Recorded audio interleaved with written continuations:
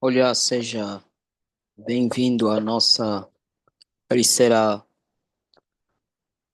continuação da aula da Teologia do Pentateuco. Bom, na verdade, essa é a quarta aula, e antes de darmos sequência ao nosso estudo sobre a Teologia do Pentateuco, eu gostaria de reforçar com algumas informações relativamente ao período cronológico. Nós já desenvolvemos os métodos de datação do bispo Asher, que é um acadêmico que se destaca no contexto do século XVII relativamente a esse assunto que envolve as questões da datação relativamente à criação. Bom, no que diz respeito a essa questão, a esse assunto, você tem de forma sistematizada os principais períodos do Antigo Testamento. O primeiro período é o período da criação, que vai basicamente da criação até Adão, e isso gira em torno de 0 a 4173 a.C. O segundo período é o período patriarcal, que vai da criação à descida de Jacó para o Egito. Tá? Isso envolve especificamente Gênesis capítulo 37. Eh, Perdão, isso envolve desde Gênesis capítulo 20, 49, 48. Nesses capítulos existe esse retrato. E a datação possível compreendida é de aproximadamente, esse período corresponde a mais ou menos 2.298 anos. E isso possivelmente teria acontecido no ano 1875. Presta atenção. A criação vai de 0 a 4173, tá? Da criação à descida de Jacó, isso nós estamos a falar precisamente entre 4173 a 1875 a.C. Todo esse período corresponde aproximadamente a 2.298 anos. O terceiro período é o período da escravidão, né? Que vai da escravidão até o êxodo, que envolve a saída do povo de Israel. Os judeus eles ficaram aproximadamente 430 anos, com base no texto de Gênesis capítulo 15, versículo 30, com Êxodo 12, versículo 40, e você também tem uma referência que Estevão, um dos mártires, faz referência no texto de capítulo, Atos capítulo 7. Bom, depois nós temos o quarto período, que é o período da possessão da terra, que vai de 1405 até aproximadamente 1317. Só para reforçar que o período da escravidão, desde a descida de Jacó no Egito, que é 1875 a.C., é relativamente ao período da escravidão, isso corresponde a 430 anos. Há textos bíblicos que normalmente arredondam para 400, mas o número mais exato possível é de 430 anos. Inclusive, na introdução ao estudo do Antigo Testamento, do Longo Matriceiro, que eu fiz referência, e vão se deparar com essas abordagens, com esses estudos. E também quero destacar aqui o período da possessão da terra, que vai de 1405 a 1317 a.C. O quinto período do Antigo Testamento é o período dos juízes, que vai de 1317 a 1050 a.C. O sexto período é o período da monarquia, que vai de 1050 a 931, quando sucede então a divisão do Reino do Sul e o Reino do Norte. E para destacar aqui um aspecto importante, é que o reinado de Saul possivelmente teria acontecido entre 1400 1046 a 1010 a.C. E você tem alguns textos bíblicos, como Atos 13, versículo 21, Flávio Josefo, que parte justamente dessa perspectiva, ou seja, Flávio Josefo concorda com essa datação e a tradição judaica também atesta isso. E você tem um erudito chamado William Nicol, que defende essa mesma perspectiva. Em termos de reinado, Davi começou a governar e a reinar de 1010 até aproximadamente. eh, Bom, você tem alguns eruditos que colocam entre 965 a.C., né?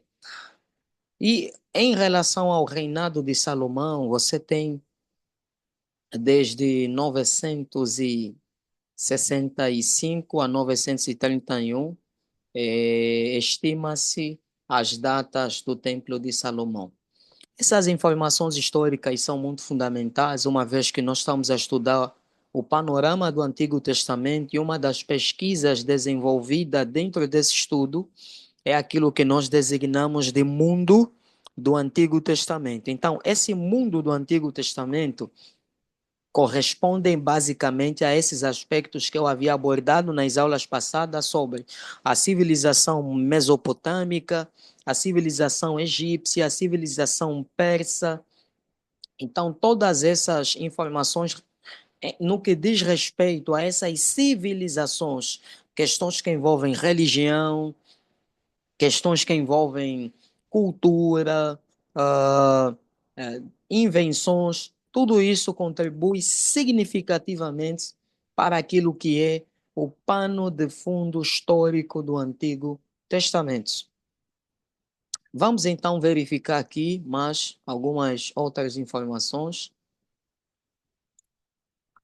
No que concerne a essa questão do período da divisão, você tem o Reino do Sul, e o Reino do Sul corresponde a Judá, que teria como capital Jerusalém, ao passo que o Reino do Norte, que foi principalmente liderada inicialmente por Jeroboão I, o Reino do Norte corresponde a Israel, as 10 tribos, e o Reino do Sul, ou Judá, Judá era a maior parte da tribo, seria Judá e Benjamim.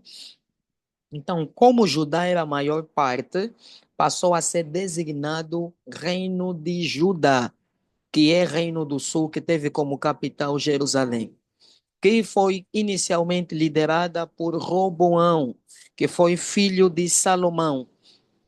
No que concerne ao período do cativeiro, você tem o primeiro período, que é o cativeiro do Reino do Norte. Isso vai de 722 a.C. E no ano 722, o Reino do Norte, que corresponde a Samaria, foi então devastada, foi deportada pelo Império da Assíria. E houve justamente aquela mestiçagem de raça entre os Israel e os assírios, que gerou os samaritanos. Basta observar que em João capítulo 4 existia um conflito sobre quem detinha a ortodoxia racial. Os judeus diziam que eles eram os ortodoxos, justamente porque os samaritanos haviam se misturado com os assírios. E você tem em contrapartida o Reino do Sul, que vai ser deportado.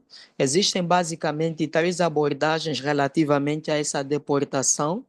A primeira deportação começa em 605, quando Daniel, Sadraque, Mesaque e Abidenego são deportados para o cativeiro babilônico, ao passo que o profeta Ezequias, em 597, e outra comitiva de judeus também são deportados. E a última deportação ocorre em 586 a.C., quando Nabucodonosor desce até Jerusalém, destrói o templo de Salomão e deporta a maioria dos judeus para a Babilônia. e lá permanecem aproximadamente 70 anos, segundo a profecia de Jeremias, Jeremias capítulo 29, versículo 10, que faz referência a isso, que Daniel capítulo 9 se debruça sobre o entendimento da profecia de Jeremias. Isso também está no texto de Segundas de Crônicas, capítulo 36, a partir dos versículos 22. Outras informações complementares: a queda do reino da Síria se dá em 612, ao passo que a queda do Egito se dá em 609 antes de Cristo.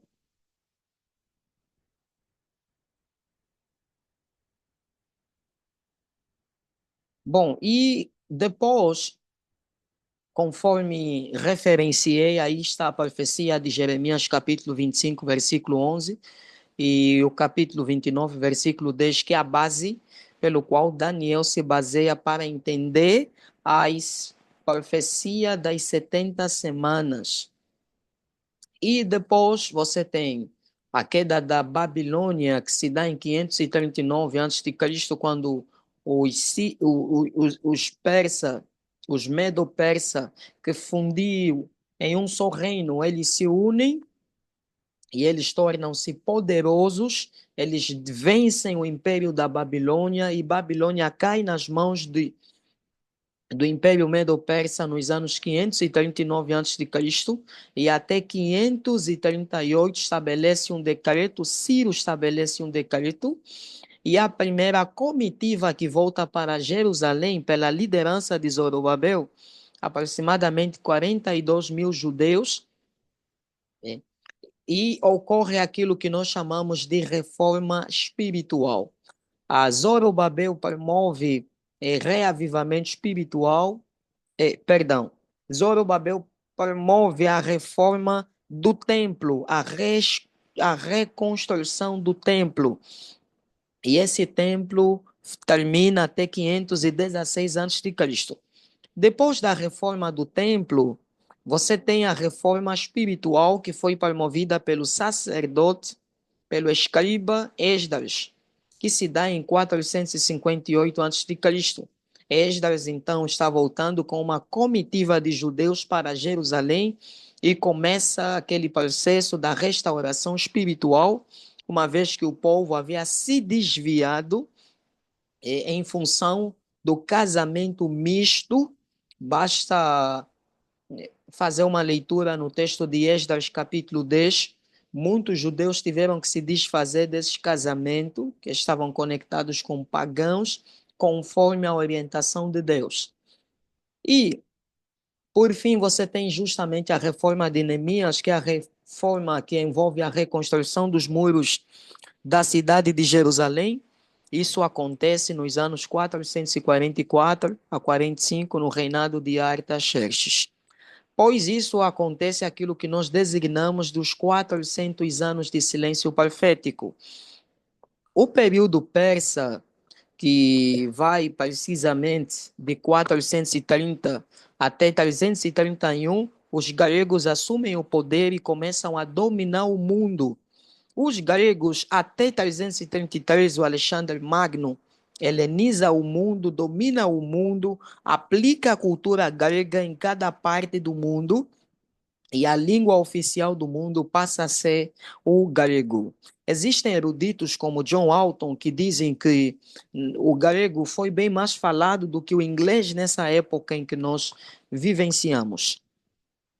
E relativamente ao período grego que acontece após a morte de Alexandre, não havia um substituto para substituí-lo no comando. Nesse caso, o reino se divide, o reino macedônio vai se dividir em quatro generais. Você tem Cassandro, Lisímaco, Ptolomeu e Seleuco. E a ênfase na história do período intertestamentário enfatiza mais os Seleucidas, que ficaram principalmente com a parte da Síria, e os Ptolomeus, que dominaram o Egito. E houve uma série de conflitos entre os Seleucidas e os Ptolomeus, e aí você tem a figura do Antíoco IV Epifânio, tá? que a partir do ano 160 a.C. É vencido, os Seleucidas são vencidos pelos Macabeus. Judas Macabeus, apelidado Macabeu, que significa martelo, era filho de Matatias, um sumo sacerdote judeu, e eles se revoltam em função de que os Seleucidas eles haviam profanado o templo dos judeus, sacrificando porca no altar santo e incentivando, obrigando muitos judeus para que fizessem sacrifícios ao deus Zeus. E isso causa uma tamanha revolta no meio dos judeus pela liderança de Judas Macabeus. Israel, ou o Reino do Sul, o Reino de Judá, passou novamente a ter esse domínio, passou até a independência até o ano 63 a.C. Então, Judas Macabeus restaura o templo, santifica o templo, e eles vão sendo independentes. E a partir justamente desse contexto dos macabeus, que vão surgindo os fariseus, os saduceus, os essênios, e quero recomendar aqui a leitura da introdução ao estudo do Antigo Testamento do David John Broaddus.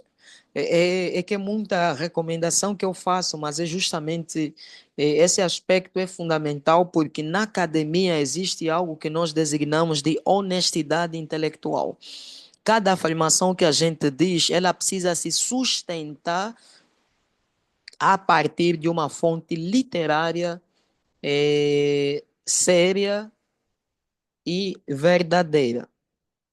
Depois você tem a ascensão do Império Romano a partir do ano 63 a.C. E depois você tem então o nascimento de Jesus Cristo, que alguns eruditos como Mary Tenney propõem entre 7 a 6, eruditos também como um estudioso anglicano chamado N.T. Wright. Eles atestam categoricamente que Jesus Cristo provavelmente tenha nascido entre 7 a 5 antes de Cristo. Então, essas informações elas funcionam como uma consolidação daquilo que nós designamos de mundo do Antigo Testamento.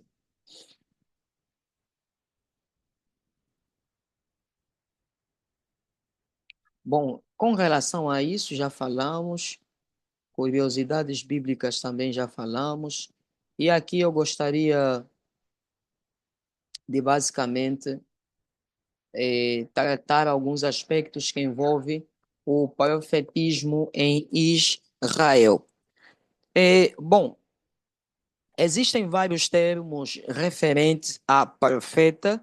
Você tem Navi, não leia Nabi, tá? Navi, esse BH que você está vendo é uma transliteração de uma letra em hebraico chamada Veit.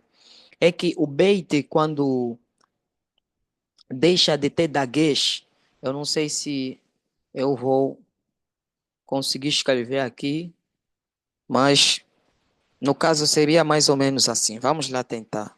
O bait seria assim e com um pontinho. Esse é o bait. Essa é uma letra hebraica, tá? Chamada bait. E depois você tem o veit, que no caso seria assim, sem esse dagueche. Na transliteração, normalmente transliteramos assim, como B e como H, tá? Então você tem o BH. Ao passo que esse beit, que é uma letra hebraica, nós transliteramos apenas como um B mesmo, tá? Então isso é para aqui apenas reforçar essa transliteração de Navi, tá? Não é Nabi, mas é Navi. Depois nós temos um outro termo para a profeta dentro do profetismo em Israel, que é justamente vidente.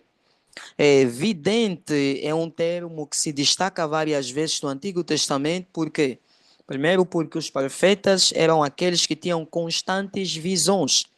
A Bíblia em Deuteronômio 13, versículo 1, chama o profeta de sonhador de sonhos.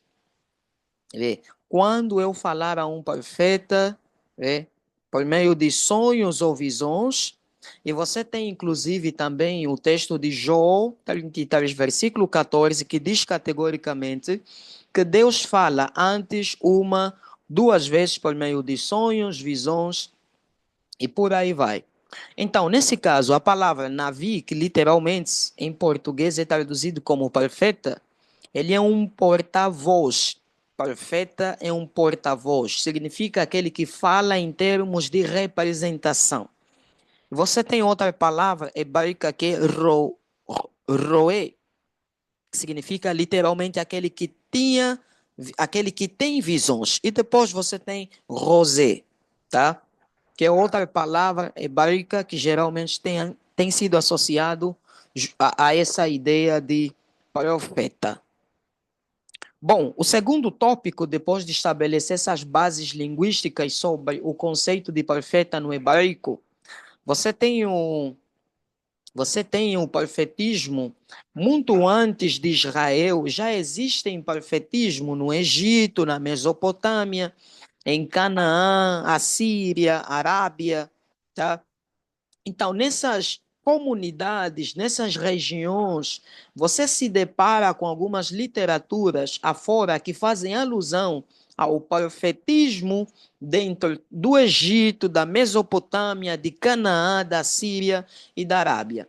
Portanto, a figura do profeta não é um conceito apenas que esteve presente dentro da cultura judaica, dentro da cultura de Israel, mas é um conceito que também fez parte de várias regiões que eu fiz aqui menção. Bom, depois, vamos lá verificar agora. Vamos lá passar para o outro slide. Vamos lá passar para o outro slide. Vamos lá verificar aqui. Ok. Então, depois do terceiro tópico, nós temos aqui os períodos da profecia. Os períodos da profecia. E aqui eu gostaria que prestasses mais atenção, tá? Gostaria que prestasses mais atenção. Quando nós estudamos os períodos da profecia bíblica dentro do profetismo bíblico, e aqui quero reforçar a leitura do Conheça o Antigo Testamento do Stanley Ellison, que vai ser muito bom, muito fundamental para consolidar esse estudo, essa pesquisa sobre a questão do profetismo em Israel. Então, você tem primeiro o período pré-monárquico, que começa justamente a partir desse período, tá? Samuel, é importante salientar que Samuel ainda vive no período dos juízes, tá? Que Samuel é um juiz, na verdade. O período dos juízes começa precisamente entre 1317 e vai até 1100 antes de Cristo. E saiba que Samuel vive justamente nesse contexto porque Saul começou a governar a partir de 1090, 1040, são duas possibilidades sugeridas do ponto de vista acadêmico, em termos de datação possível. E então, nós temos Samuel profetizando, agindo como profeta dentro do período pré-monárquico. Depois nós temos no período do Reino Unido, que é justamente esse período em que Saul governou, Davi governou, Salomão governou. Esse período nós designamos na história bíblica do Antigo Testamento de período do Reino Unido. E você tem alguns textos bíblicos que fazem alusão exemplo, 1 Samuel capítulo 22, versículo 5, e 1 Samuel 23, versículo 1. Leia esses textos bíblicos, faça aí as respectivas anotações e depois vai confirmando. Depois nós temos o reino dividido, tá?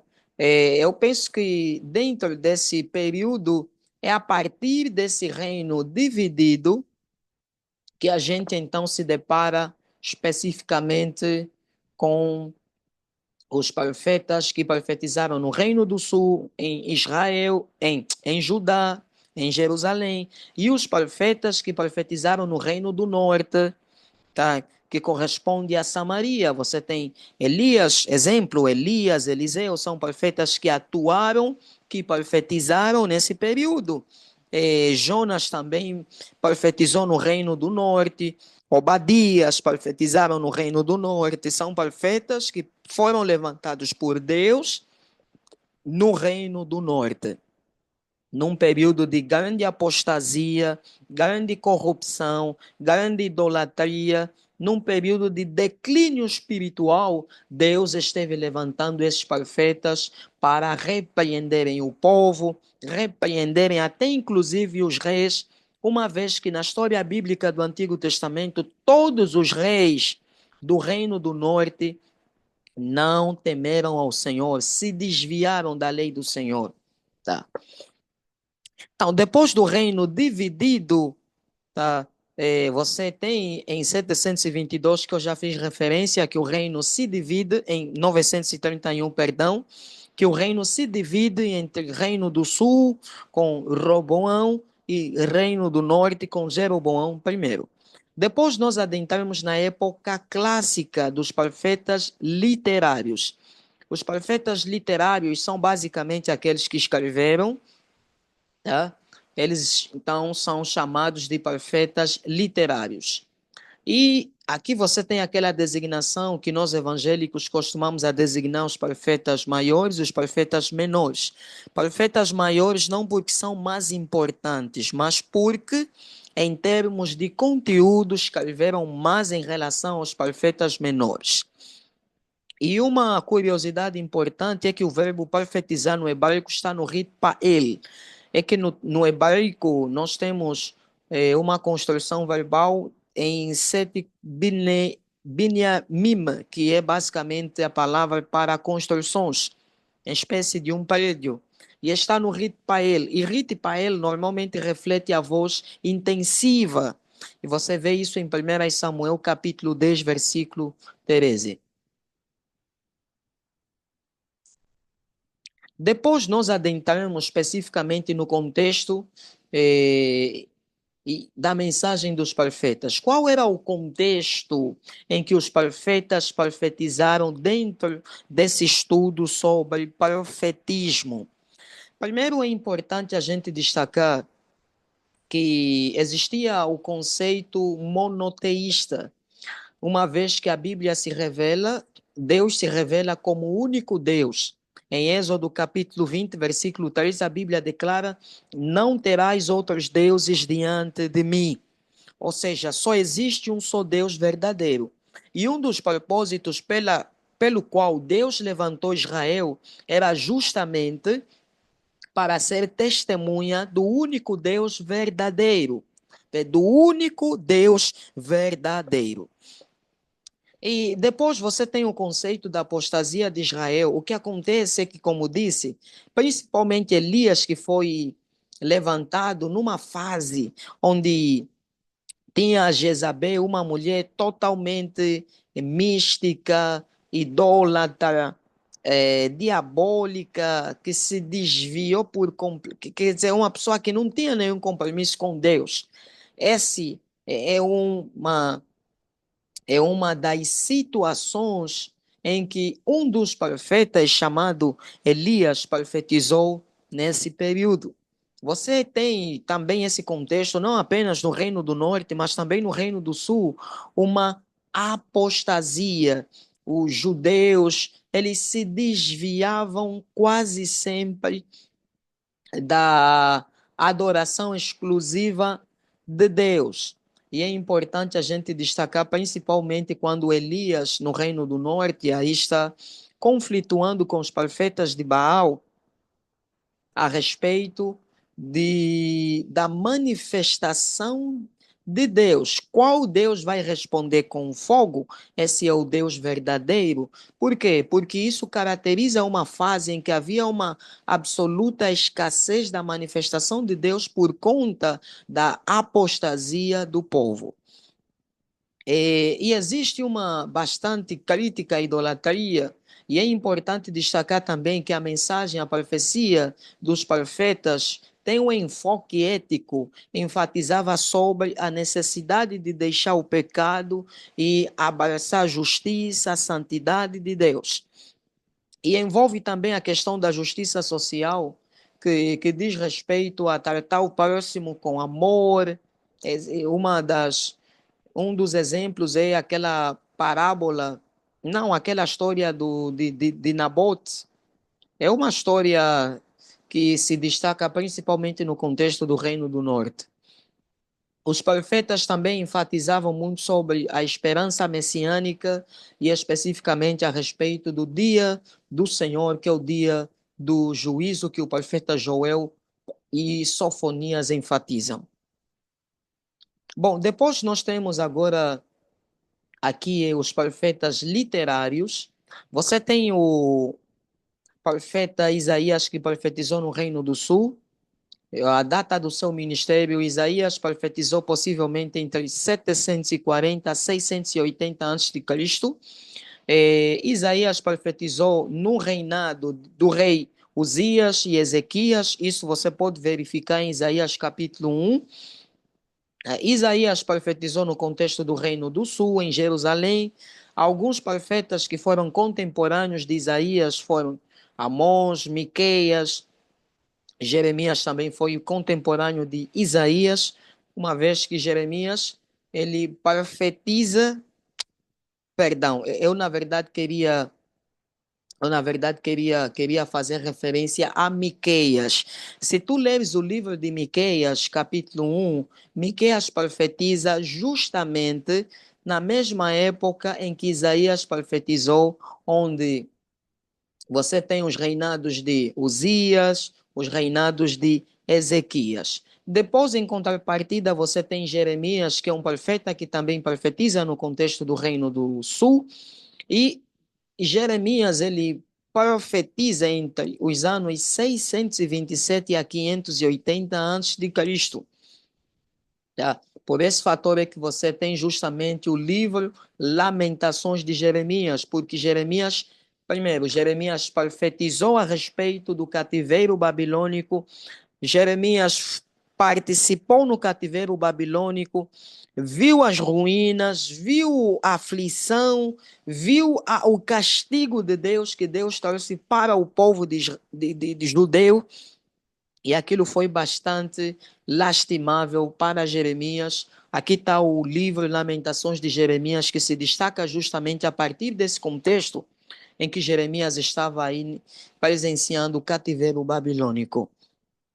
Jeremias profetizou entre o reinado de Josias até 585 depois da queda de Jerusalém. Tá? Depois nós temos o profeta Ezequiel. O ministério de Ezequiel tem sido datado entre 592 a 570 a.C. Ezequiel foi levado cativo à Babilônia no ano 597, tá? E Ezequiel, ele profetizou durante o cativeiro babilônico. Daniel foi levado cativo já no ano 605 a.C. E o seu livro possivelmente é possível que gire em torno aí de 537 a.C. Aqui nós estamos a descrever e essas informações são informações base fundamentais para você conhecer o contexto de cada livro, as respectivas datas, em quais reinos cada profeta atuou e profetizou. Essas informações são importantes, tá? Bom, depois nós temos o profeta Oséias também, que teve o seu ministério durante o reinado de Uzias e Ezequias. Oséias, ele profetiza entre 791 a 687 a.C., durante 40 anos. Oséias já é profeta que foi levantado por Deus no contexto do Reino do Norte. Tá? Mais especificamente no tempo em que Jeroboão II estava governando Samaria. É, é. Então, nesse contexto, Oséias, o profeta Oséias, ele foi contemporâneo de Isaías e Miqueias, que atuaram no Reino do Sul. Depois nós temos também o profeta Joel. Na verdade, não existe uma data específica sobre a atuação de Joel em termos de contexto especificamente histórico. Mas é bem provável que ele tenha profetizado nos anos 825 a.C. O livro indica que ele morou e profetizou em Judá, portanto, foi levantado no contexto do Reino do Sul, e possivelmente ele tenha sido contemporâneo do profeta Amós e Oséias. Amós é um profeta que profetiza entre os anos 760 a.C., durante o reinado de Jeroboão II. Amós, ele, na verdade, profetiza não apenas no reinado de Jeroboão II, como também no reinado do rei Uzias. Tá? E isso afeta, Amós é um profeta que profetiza tanto no contexto do reino do sul e quanto no contexto do reino do norte, uma vez que Uzias ele foi rei de Judá, foi levantado por Deus no contexto do reino do sul, ao passo que Jeroboão II foi rei que governou Samaria. Depois nós temos Obadia. Obadia, que possivelmente tenha profetizado nos anos 586 a.C., que possivelmente profetizou no Reino do Sul. E aqui nós temos o profeta Jonas, que é o profeta que esteve escapando aí da chamada vocação de Deus para pregar na cidade de Nínive. É importante você estudar no contexto antigo a cidade de Nínive. Os ninivitas eram homens muito eh, depravados, e é justamente por esse fator que Jonas não queria, porque os ninivitas tinham um coração endurecido. E é importante salientar que muitos deles, na verdade, muitos desses ninivitas faziam parte da Assíria.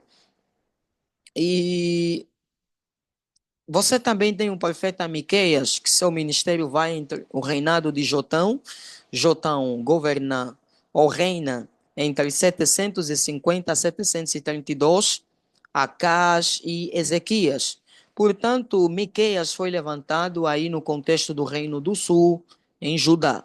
E você tem Naum, a data gira em torno, a atuação do seu ministério vai de 663 a 612, possivelmente profetizou também em Nínive, assim como Jonas profetizou. Depois você tem Abacuque, que foi levantado por Deus no contexto do Reino do Sul, entre os anos 607 a 605 antes de Cristo. Abacuque foi contemporâneo de Jeremias, Ezequiel e Daniel. Agora nós temos o profeta Sofonias. Sofonias é um profeta levantado por Deus entre os anos 625 a.C., dentro do reinado do rei Josias. E ele profetizou possivelmente antes de 621 ou 628, quando Josias inicia a reforma. É bem provável isso. Já o profeta Ageu, Zacarias e Malaquias, eles são profetas pós-cativeiro, tá? Ageu, Zacarias, Malaquias, não esqueça, são profetas pós-cativeiro. Ao passo que profetas como Jeremias, Ezequiel, Daniel, tá? São profetas que viveram nesse período do cativeiro babilônico.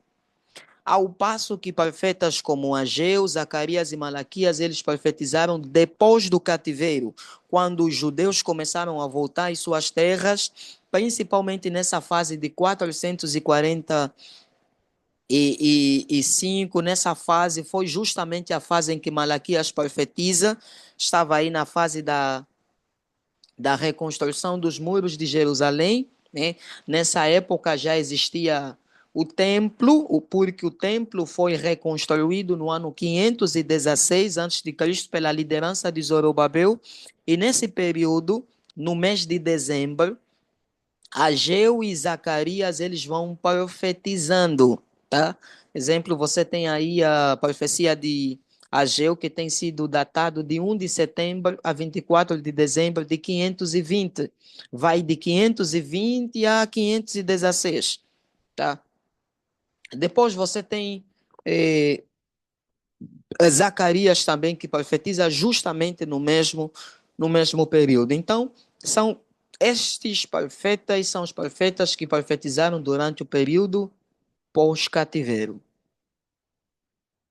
E então nós fechamos a nossa aula sobre o profetismo bíblico, e eu queria aqui, tendo em vista que a terceira aula foi justamente sobre a teologia do Pentateuco, e nós destacamos alguns aspectos importantes do livro principalmente o livro de Gênesis.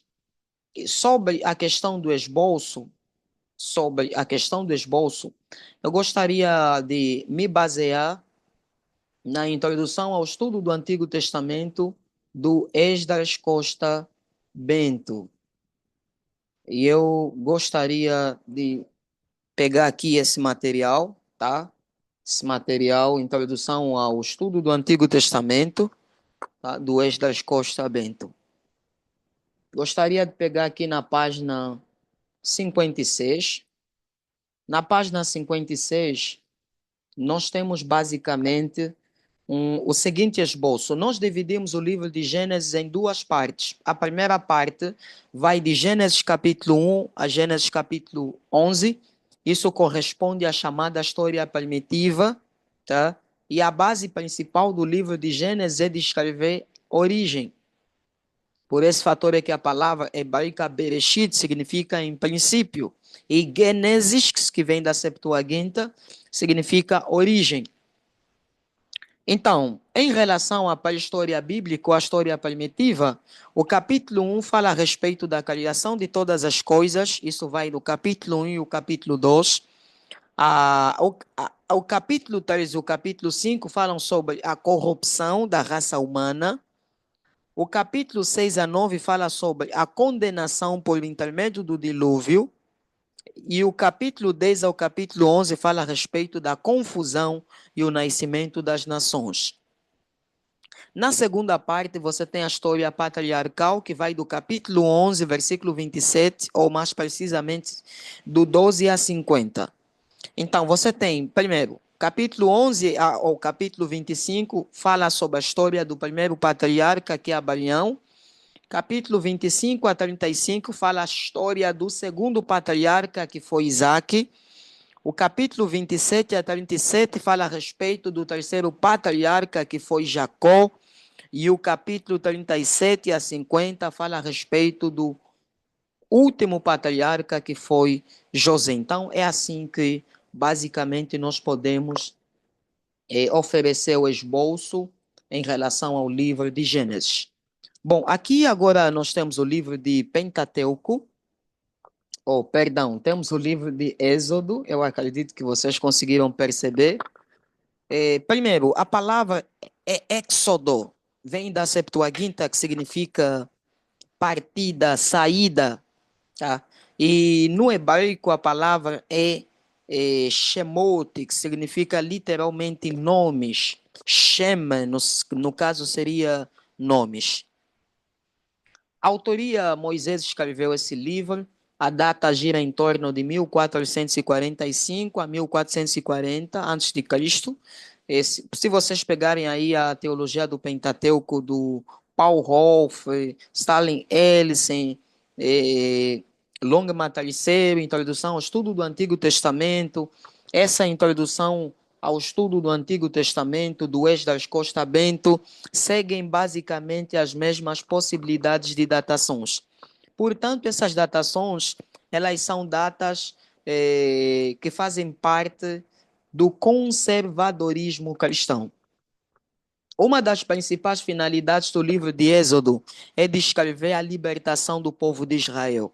E o texto base é Êxodo capítulo 12, versículo 27. O principal tema teológico de Êxodo é a redenção pelo sangue. Isso está em Êxodo capítulo 12, versículo 23. Em termos de estrutura, em termos de organização do livro, você tem a escravidão no Egito, que vai do capítulo 1 ao capítulo 6. Você tem as 10 pragas, que vai do capítulo 7 ao capítulo 12. Você tem a saída de Israel, que vai do capítulo 13 ao capítulo 18. Você tem a entrega da lei, que vai do capítulo 19 ao 24. E, por fim, você tem a descrição do tabernáculo, que vai do 25 ao 40. E em termos de esfera de atuação, você tem uma abordagem que foi desenvolvida por Paul Rolfe. Ele diz que existem duas opiniões principais a respeito desta questão sobre a esfera de ação. O Êxodo seria datado mais ou menos de 1440 a.C. Essa é a abordagem conservadora no meio evangélico, no meio acadêmico cristão. E você tem a ideia de que o êxodo ocorreu no reinado de Ramsés II, entre 1260 a 1240 a.C.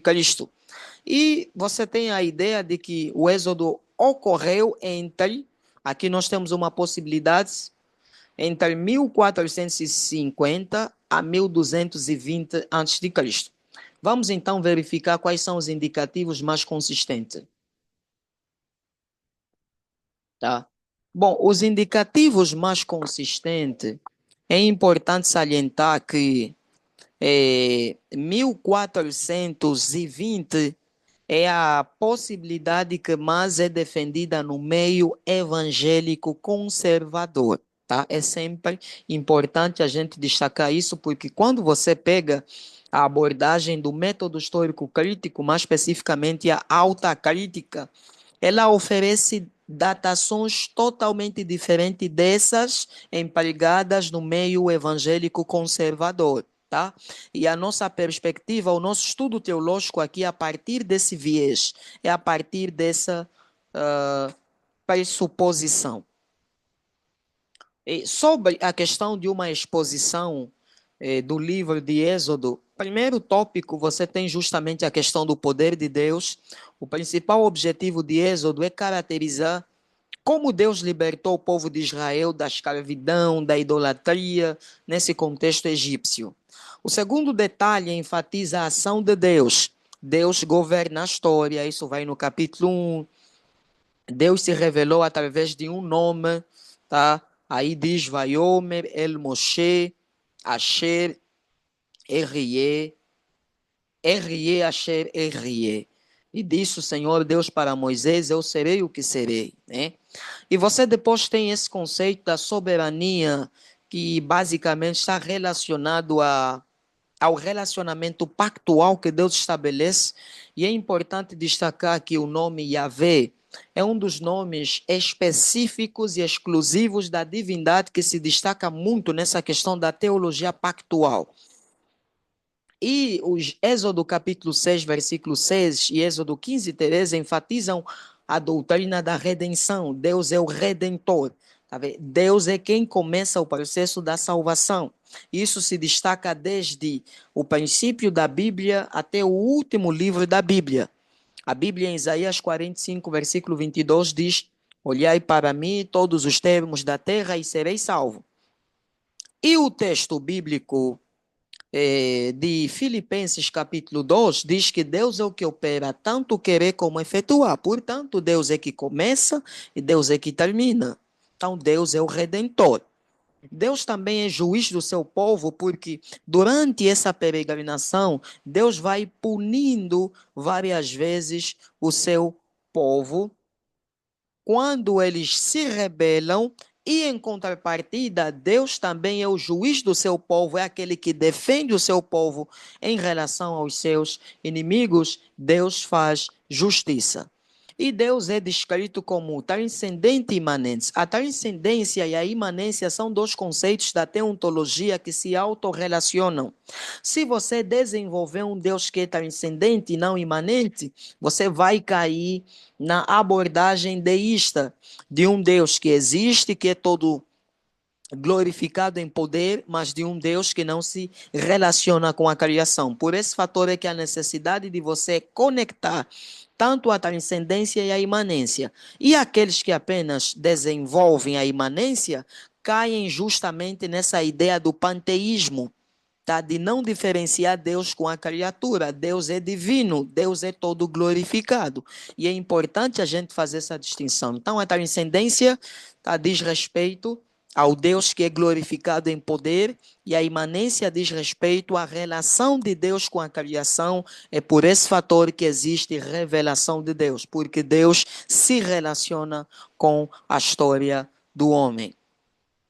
E um dos propósitos também aqui é revelar que ele é o único Deus verdadeiro. No livro de Êxodo, Êxodo capítulo 20, versículo 1 a 3, Deus proíbe categoricamente o povo de Israel de buscar outros deuses, de fazer imagens, porque no contexto antigo era tão recorrente essa questão da idolatria, essa questão de fazer imagens, porque os deuses, dentro do contexto antigo, tinham suas representações.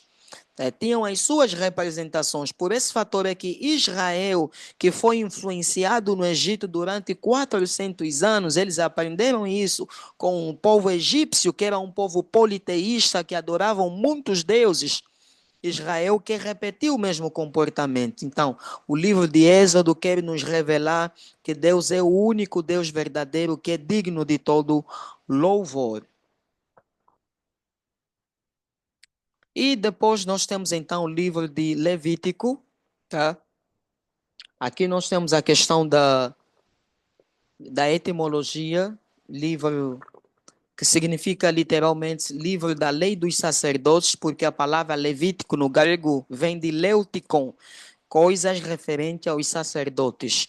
É da autoria de Moisés, e sobre essa questão da autoria mosaica, nós já buscamos comprovar com base em vários textos bíblicos que Moisés é o autor do Pentateuco. Uma das principais finalidades é justamente ensinar como dirigir uma oferta. Isso está em Levítico 1, versículo 2. E também orientar os sacerdotes, Levítico capítulo 8, falar sobre a santidade, que é o principal tema do livro de Levítico. Isso está em Levítico 18, versículo 29, 30, 19, 2, 27, que são os textos bíblicos base e chave do livro de Levítico. Qual é a estrutura do livro de Levítico? Primeiro tópico. Existem 5 tipos de sacrifícios, que vai do capítulo 1 ao capítulo 7, tá? Isso envolve a oferta queimada, manjares, a oferta pacífica pelo pecado e a oferta pela culpa. Tá? São os sacrifícios, são os tipos de sacrifícios que eram oferecidos aí no tabernáculo a Deus, que os sacerdotes e os sumos sacerdotes desempenhavam. Depois, no segundo tópico, você tem as leis referentes à oferta. Isso vai do capítulo 6 ao capítulo 8. O capítulo 1 ao capítulo 7 faz referência aos 5 tipos de sacrifício. Depois, nós temos o sacerdócio, que vai do capítulo 8 ao capítulo 10. O quarto tópico, as leis da santidade ou da pureza, que vai do capítulo 11 ao capítulo 16. E depois você tem a recapitulação das diversas leis, que vai justamente do capítulo 17 ao capítulo 26, e finalmente você fecha aí com as leis referentes aos votos, no capítulo 27. Bom, temos também aqui a palavra número, que justamente do grego é aritmoi, que significa contagem, e no hebraico é bemidbar, que significa no deserto.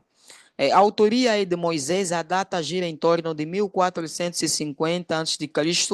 Um dos principais temas teológicos do livro de Números é a disciplina de Deus.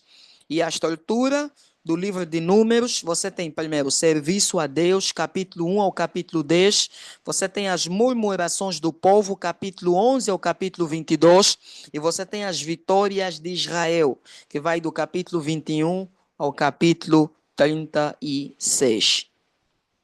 E finalmente nós chegamos no livro de Deuteronômio para fechar então aí a teologia do Pentateuco. Primeiro, a palavra Deuteronomion, que significa segunda lei no grego, tá? Esse livro foi escrito por Moisés, a data é de 1440 a.C. Um dos principais temas teológicos é a fidelidade de Deus, tá? E os capítulos-chave é o capítulo 27 e o capítulo 28.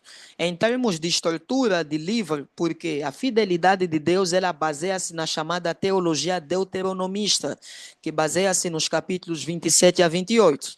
A teologia deuteronomista foi justamente a base da reforma de Josias, em 2 de Reis, capítulo 22. A ideia básica é o quê? A teologia deuteronomista baseia-se na seguinte ideia. Se obedeceres, todas as bênçãos cairão sobre você, mas se desobedeceres, as maldições cairão sobre você. É basicamente isso que nós chamamos de teologia deuteronomista. E em termos de estrutura, primeiro você tem discurso retrospectivo, onde Moisés faz uma retrospecção da peregrinação, capítulo 1 ao capítulo 4. Você tem uma revisão das leis de Deus, capítulo 4 ao 26. Você tem uma advertência, capítulo 27 ao 28. Você tem uma abordagem sobre a questão da aliança que Deus fez com o povo de Israel, capítulo 29 ao capítulo 30. E depois você tem os conselhos finais, que vai do capítulo 31 ao capítulo 34. Portanto, nós fechamos então chamado livro de Deuteronômio, ou mais precisamente a teologia do Pentateuco, tá? A próxima aula vai ser justamente sobre os livros históricos, tá? Os livros históricos e também possivelmente vamos depois ver os próximos tópicos a serem desenvolvidos. E se a gente não tiver tempo, em função do nosso plano curricular previsto, do fecho dessa disciplina, vou simplesmente deixar aí algumas recomendações para os irmãos estudarem, pesquisarem mais e vamos indo apenas ter alguns esclarecimentos em cada encontro que vamos tendo nas nossas aulas ao vivo. Quero, mais uma vez, desejar força, dedicação, persistência, constância é o princípio básico do sucesso e nessa formação teológica é extremamente importante haver compromisso sério com o estudo teológico, compromisso sério com a Bíblia, compromisso sério com a pesquisa, com a leitura. Isso vai, depois, daqui a mais alguns meses, você vai ver um elemento diferencial em você. Você vai ver crescimento, desenvolvimento, você vai ver muita evolução relativamente ao estudo teológico, em relação a essa formação teológica que você está a fazer. Vale a pena você investir, tá? Conhecimento bíblico vale ouro, e a Bíblia em 2 Timóteo 2, versículo 15 diz: procura apresentar-te a Deus como obreiro aprovado, que não tem de se envergonhar, que maneja bem a palavra da verdade. Portanto, estude mais, se qualifica como ministro, como pastor, como quem deseja ser professor de teologia, como quem deseja ser escritor, como quem deseja ser missionário. Estude mais, se qualifique naquilo que é o conhecimento bíblico teológico, que é teologia, senão o estudo sistemático do texto bíblico, a revelação sistemática do texto bíblico. Então, isso é importante que você tenha cada vez mais compromisso sério, invista seriamente, tá? E você vai ver depois no final os benefícios. Portanto, Deus abençoe você, tá? Espero que eu tenha ajudado com essas aulas e continue a leitura. Deus abençoe.